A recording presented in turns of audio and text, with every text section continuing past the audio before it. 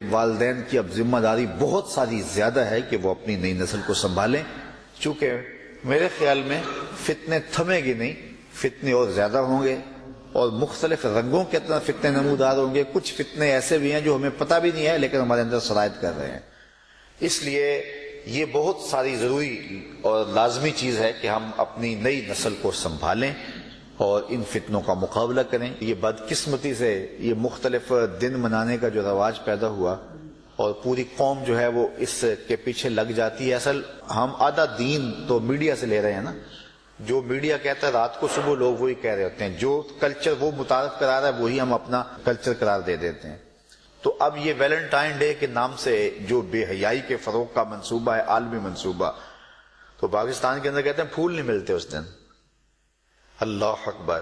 تو کوئی کسی لڑکی کو پھول دے رہا ہے تو وہ سوچے اگر یہ پھول کوئی اس کی بہن کو دے تو پھر اس کا مزاج کیا ہوگا۔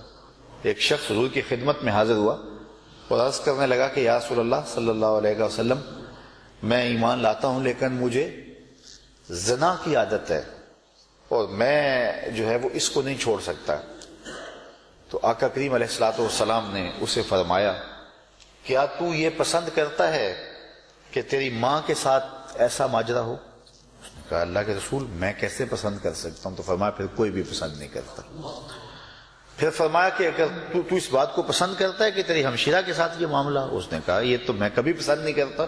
تو کہا پھر کوئی بھی اپنی ہمشیرہ کے ساتھ ایسا ماجرا پسند نہیں کرتا۔ پھر حضور نے بیٹی کے بارے میں کہا، بیوی کے بارے میں کہا، تو اس نے کہا کہ یا رسول اللہ میں سچی توبہ کرتا ہوں۔ تو انسان جب جذبات سے مغلوب ہوتا ہے اور سوچتا ہے، بالخصوص نوجوان کہتا ہے کہ یہ خام خواہ ممبر و محراب کی طرف سے پابندیاں لگتی ہیں، زندگی کو انجوائے کرنا چاہیے، یہ ہمیں کیوں جو ہے وہ ان مشقتوں میں ڈال رہا ہے؟ تو حضور نے کتنی حکمت کے ساتھ جو ہے وہ اس بات کو سمجھایا۔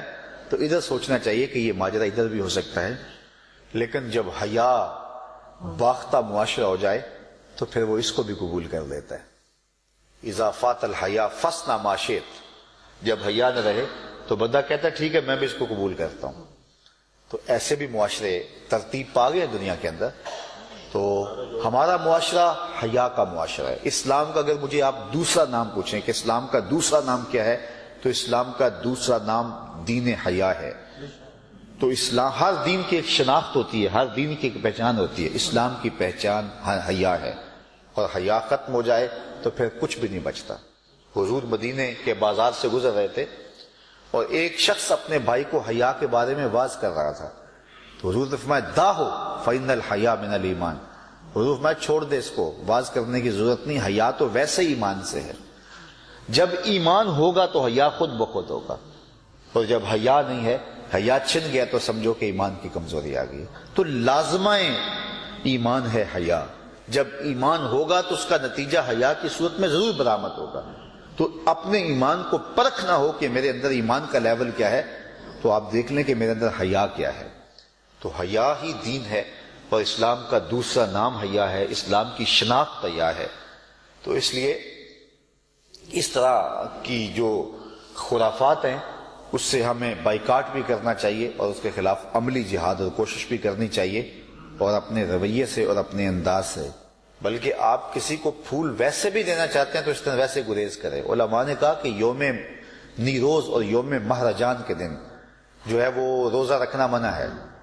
حالانکہ روزہ تو کسی سے بھی رکھا جا سکتا ہے، لیکن یہ پارسیوں کی عید کے دن ہے، تو کہیں مشابہت نہ ہو جائے، کوئی یہ نہ سمجھے کہ ان کی عید کی تعظیم کے لیے جو ہے یہ روزہ رکھا گیا ہے، تو اس دن نہ رکھو۔